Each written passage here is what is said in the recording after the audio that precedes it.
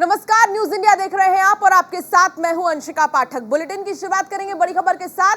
BJP ने कई प्रदेशों के प्रभारियों की घोषणा की है। 2024 लोकसभा चुनाव को लेकर प्रभारियों का ऐलान किया गया है। विनोद तावड़े को बिहार का प्रभारी बनाया गया है। ओम माथुर को छत्तीसगढ़ का प्रभारी बनाया गया है। विप्लव देव को हरियाणा, लक्ष्मीकांत वाजपेयी झारखंड के प्रभारी बने हैं। अरुण सिंह राजस्थान के प्रभारी बने हैं। तो कई प्रभारियों का ऐलान किया गया है बीजेपी की तरफ से।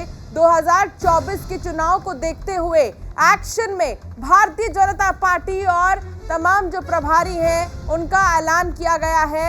अलग अलग जगहों की जिम्मेदारी अलग अलग लोगों को दी गई है। दीपक चौबे मेरे सहयोगी मेरे साथ जुड़ गए हैं। दीपक, क्या जानकारी मिल रही है प्रभारियों को लेकर? पूरे एक्शन में है बीजेपी 2024 के लोकसभा चुनाव को देखते हुए। नजदीक आ रहा देखा हमने कुछ दिन पहले देखा था कि करीब 32 मंत्रियों को काम पे लगाया गया था, जिसमें 144 लोकसभा सीटों पर ध्यान देने के लिए कहा गया था कि और आप प्रचार और प्रसार करिए। उसके बाद देखिए प्रभारी चेंज हुए। हालांकि इसमें कुछ जो प्रभारी वो पहले से मौजूद थे, पर वहीं अगर बात की जाए तो चाहे ओम माथुर हो या फिर विनोद तावड़े हो या फिर लक्ष्मीकांत वाजपेयी, इनको जिम्मेदारी दी गई है। लक्ष्मीकांत वाजपेयी को पहली बार प्रभारी बनाया गया है झारखंड का, वही ओम माथुर को छत्तीसगढ़ भेजा गया है। विनोद तावड़े को बिहार भेजा गया है। जैसे बिहार में पहले भूपेंद्र यादव प्रभारी हुआ करते थे, तो कई संगठन में चेंज हो रहे हैं, लगातार प्रदेश अध्यक्ष भी बदले जा रहे हैं। तो इसको लेकर अब बीजेपी जो है वो 2024 के इलेक्शन के लिए फुल मूड में आ चुकी है। देखिए, संगठन से ही सरकार का रास्ता होकर जाता है, ये कुछ दिन पहले ही गृह मंत्री अमित शाह ने कह दिया था। तो इसीलिए अब संगठन को और मजबूत किया जा रहा है। जिस तरीके से लग रहा है कि जहाँ संगठन कमजोर है, हालांकि अगर बीजेपी की बात की जाए तो गृह मंत्री एक चाणक्य भी कहे जाते हैं, और जिस तरीके से वो खुद किसी भी कार्यकर्ताओं को फोन करके बात कर लेते हैं, ये शुरू से उनका उन्हीं के नेतृत्व में हुआ था। जब वो राष्ट्रीय अध्यक्ष थे तो किसी भी कार्यकर्ता से फोन पे बात कर लेते थे और उनसे फीडबैक ले लेते थे। इसीलिए कई संगठन मंत्री और बात की जाए तो कई प्रभारियों को ये भी डर लगा रहता था कि कहीं ऐसा ना हो कि सीधा गृह मंत्री अमित शाह फोन कर दे या राष्ट्रीय अध्यक्ष जेपी नड्डा फोन कर दे और बात कर ले। तो इसीलिए कई चेंज किए गए। अगर बात की जाए तो देखिए, अभी 2-4 और जो है प्रदेश अध्यक्ष भी चेंज होंगे। अभी कई और राज्य हैं जहाँ पे संगठन प्रभारी चेंज करना है। तो हालांकि देखा जाए तो 2024 नजदीक है और बीजेपी आप कोई भी रिस्क नहीं लेना चाहती है। जिस तरीके से नीतीश कुमार अलग हुए और नीतीश कुमार थर्ड टर्म की बात कर रहे हैं, तो इसको लेकर 2024 के लिए बीजेपी अब रण में कूद चुकी है। लेकिन सबसे बड़ी बात यह है कि प्रभारियों का ऐलान तो कर दिया गया है, लेकिन प्रभारियों को जिम्मेदारी भी दी जाएगी। तो ऐसे में बहुत बड़ा टास्क है प्रभारियों के सामने। जी बिल्कुल, देखिए टास्क और बीजेपी, हालांकि देखिए बीजेपी संगठन में बहुत मजबूत है। अगर बात की जाए चाहे वो बूथ लेवल से लेकर हो या फिर जिला अध्यक्ष, बहुत तैयारियों के साथ रहती है। और अभी से ही जब तैयारियां स्टार्ट हो गई हैं तो सोचिए कि 2024 में क्या होगा, क्योंकि बीजेपी लगातार अपने संगठन को और मजबूत कर रही है, बूथ लेवल से लेके जिला अध्यक्ष। देखिए, अभी जब कुछ दिन पहले हुई बैठक जो हुई थी, उसमें साफ कहा गया था कि जितने भी जो 144 जो लोकसभा है जहाँ बीजेपी आज तक नहीं जीती है, वहाँ के लोकसभा का एक ट्विटर आईडी होगा जिसमें कम से कम 60,000 फॉलोअर्स होंगे। और यानी कि कुल मिलाकर जहाँ पर जीत हासिल नहीं हुई वहां पर किला फतह करने की पूरी तैयारी जो बीजेपी की है वो है। बहुत शुक्रिया दीपक इस तमाम जानकारी के लिए। तो राहुल गांधी पर हेमंता बिस्वा शर्मा का अटैक, भारत जोड़ो यात्रा करना गलत है, ये हेमंता बिस्वा ने कहा है। 1947 से भारत एकजुट है। हेमंता बिस्वा ने कहा कि अगर जोड़ना है तो भारत से अलग हुए हिस्से को जोड़ो। तो ये हेमंता बिस्वा ने कहा है कि अगर जोड़ना है तो उस हिस्से को जोड़ो जो भारत से अलग है, ना कि भारत को, क्योंकि भारत तो 1947 से ही जुड़ा हुआ है। इसके साथ ही सीधा अटैक कहा जा सकता है इसे।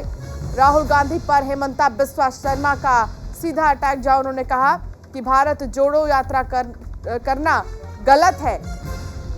1947 में भारत एकजुट हो चुका और तब से लेकर अब तक एकजुटता है। जोड़ना है तो भारत से अलग हुए हिस्से को जोड़ो।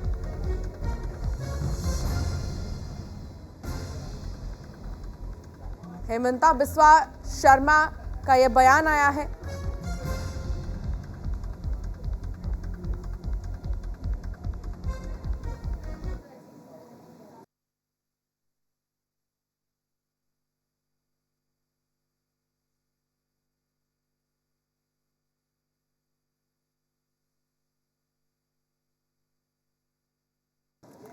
तो हेमंता बिस्वा शर्मा का बयान आया है राहुल गांधी के लिए और सीधा अटैक।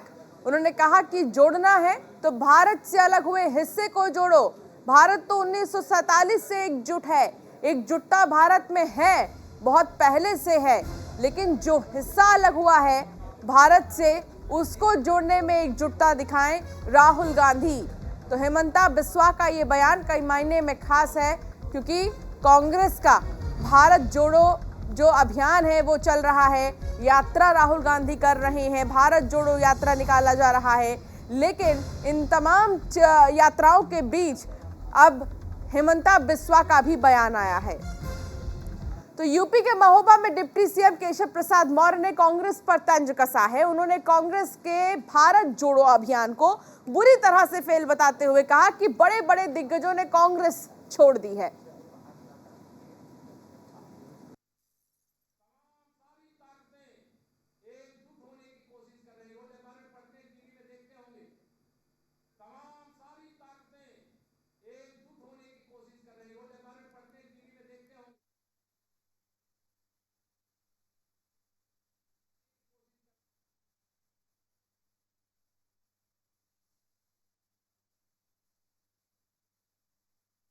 मैनपुरी में डिप्टी सीएम ब्रजेश पाठक ने पत्रकारों से वार्ता में पूर्व मुख्यमंत्री अखिलेश यादव पर जमकर निशाना साधा। उन्होंने कहा कि पिछली सरकार में गुंडे माफिया का थानों पर कब्जा हुआ करता था, गुंडे खाली दुकानों और मकानों पर भी कब्जा कर लेते थे।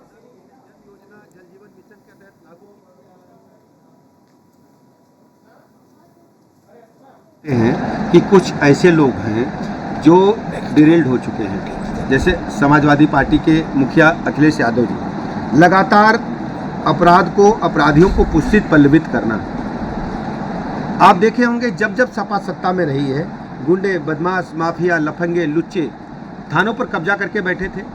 मैनपुरी हो या कोई जनपद हो, कोई प्लाट मकान दुकान खाली नहीं हुआ जिस पर उन्होंने कब्जा न किया हो। बहू बेटी की इज्जत आबरू खतरे में थी। अब सबको पता है कि भारतीय जनता पार्टी आदरणीय योगी जी ने कानून का राज स्थापित किया है और मैनपुरी के लोगों में काफ़ी प्रसन्नता है। अब हमारी बहू बेटियां भी कभी भी घर से निकल सकती हैं, वो सुरक्षित है। तो ये प्रधानमंत्री नरेंद्र मोदी 24 सितंबर को मंडी से हिमाचल प्रदेश में चुनावी शंखनाद करेंगे। पीएम आपको बता दें कि पंडल मैदान में भारतीय जनता पार्टी युवा मोर्चा की महागर्जना रैली को संबोधित करेंगे। इस कार्यक्रम को लेकर सोलन में तैयारियां भी शुरू कर दी गई हैं। भाजयुमो सोलम मंडल की ओर से पीडब्ल्यूडी रेस्ट हाउस में बैठक का आयोजन किया गया, जिसमें भाजपा के वरिष्ठ नेताओं ने पीएम मोदी के कार्यक्रम को लेकर रणनीति तैयार की है।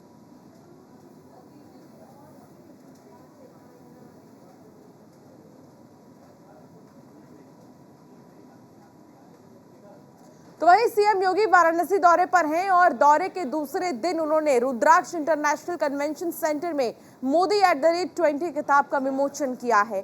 प्रधानमंत्री नरेंद्र मोदी की राजनीति में 20 साल पूरे होने पर उनके संसदीय क्षेत्र वाराणसी में पुस्तक का लोकार्पण किया गया। रुद्राक्ष अंतर्राष्ट्रीय कन्वेंशन सेंटर में आयोजित इस कार्यक्रम में मुख्यमंत्री योगी आदित्यनाथ ने मोदी @20 पुस्तक का लोकार्पण किया। इस मौके पर सीएम योगी ने मोदी सरकार के बेहतरीन कामों का उल्लेख भी किया है और ये भी दावा किया कि कोरोना काल में जिस तरह से पीएम मोदी ने देश को संभाला उसकी तारीफ पूरी दुनिया में हो रही है। इसके अलावा सीएम योगी ने अनुच्छेद 370 को हटाना और जीएसटी को लागू करना भी ऐतिहासिक करार दिया।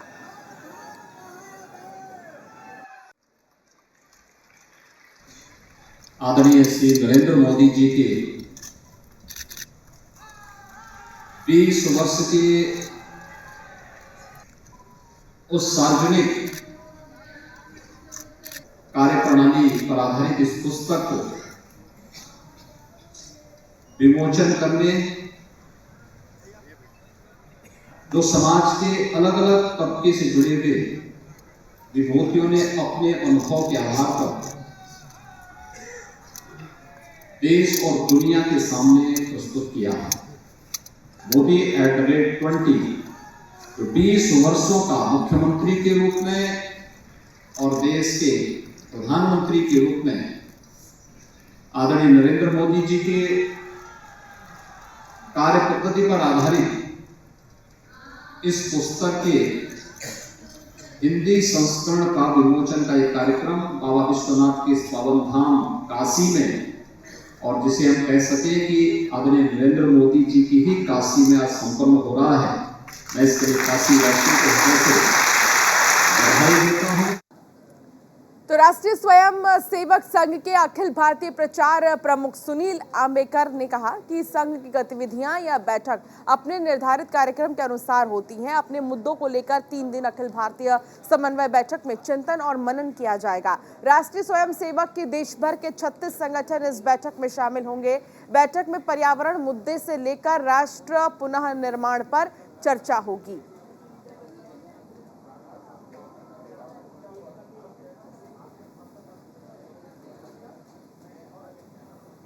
लगभग 36 संगठन इस बार यहाँ पर आ रहे हैं और रायपुर में ऐसे सभी जो विविध संगठन हैं उनकी अखिल भारतीय समन्वय बैठक आयोजित हो रही है। ये बैठक कल से अर्थात 10 सितंबर से 12 सितंबर की शाम तक यहाँ पर चलेगी।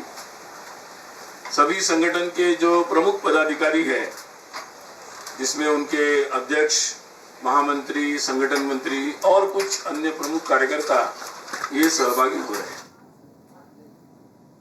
तो वहीं जेडीयू के वरिष्ठ नेता और प्रवक्ता राजीव रंजन ने न्यूज इंडिया से बातचीत में कहा कि बिहार में नीतीश कुमार के शासन में सुशासन रहा है और रहेगा।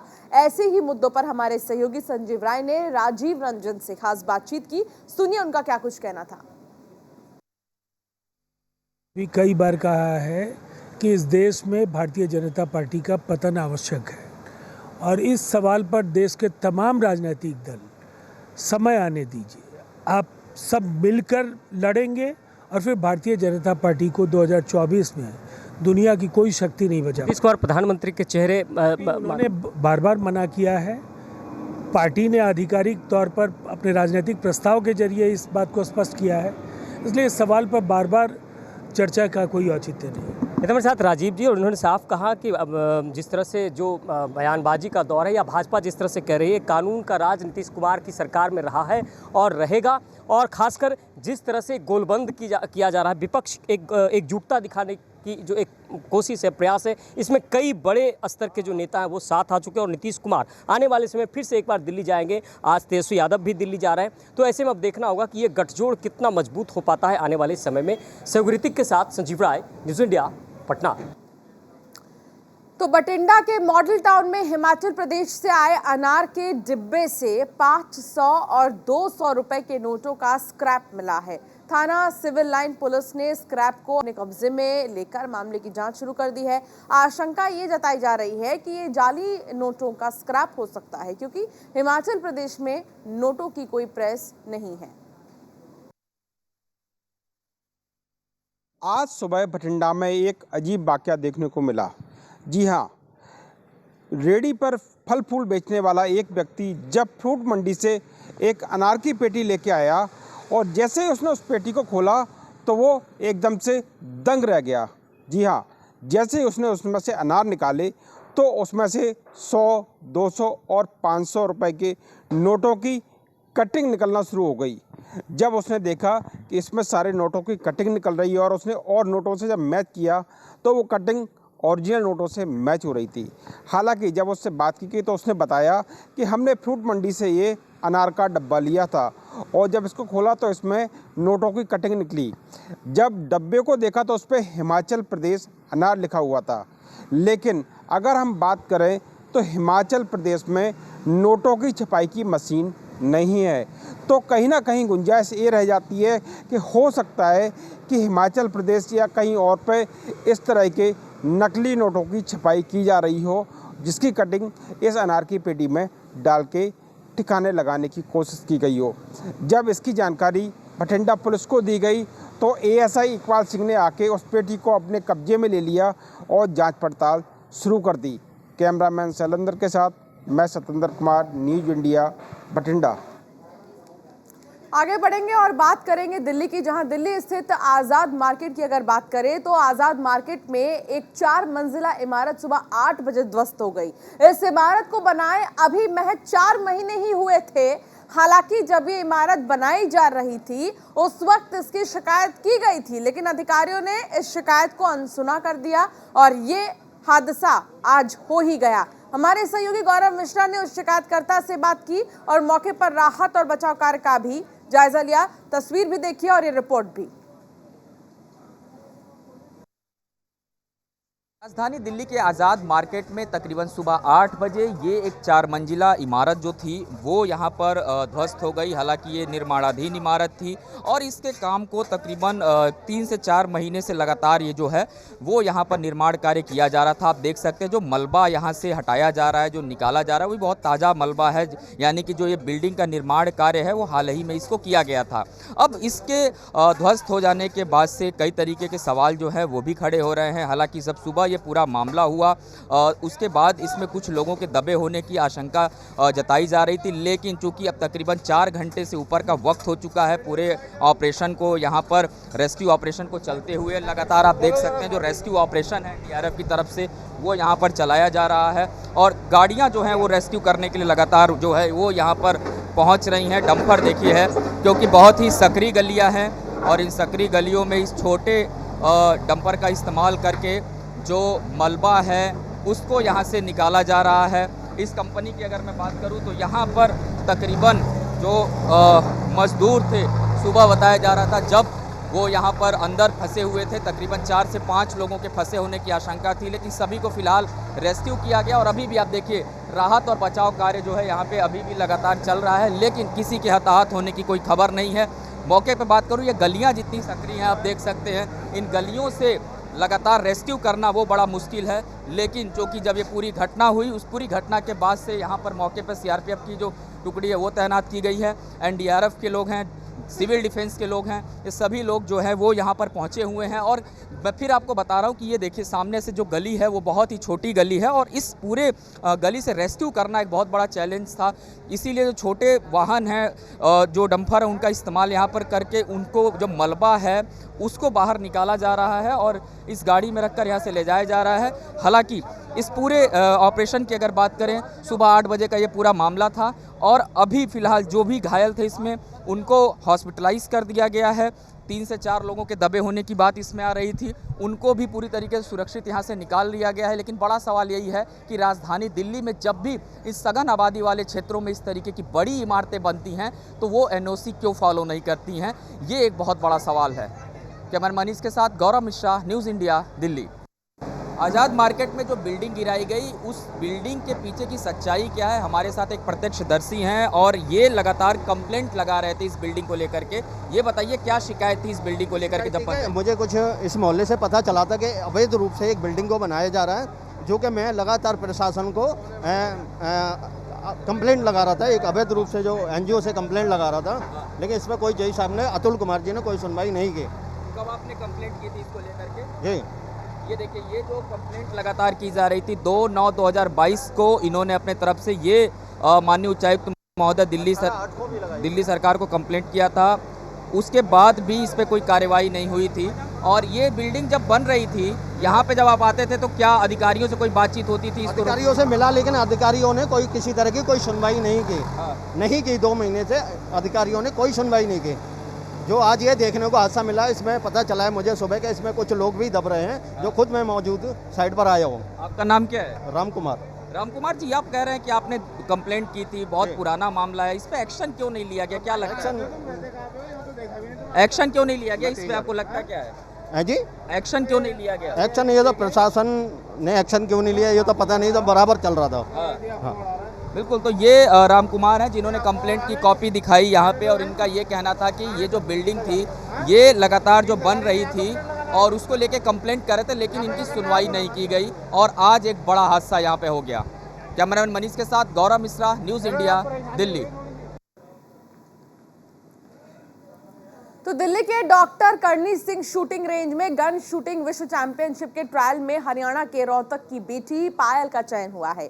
ट्रायल में देश भर में लगभग 1500 खिलाड़ियों ने भाग लिया था, जिसमें साल भर पहले ही खेल शुरू करने वाली पायल का चैंपियनशिप के लिए चयन होना बड़ी उपलब्धि माना जा रहा है। पायल के कोच योगेश नरवाल ने बताया कि 12 से 18 अक्टूबर को इजिप्ट के कायरो में होने वाली विश्व चैंपियनशिप में पायल हिस्सा लेंगी।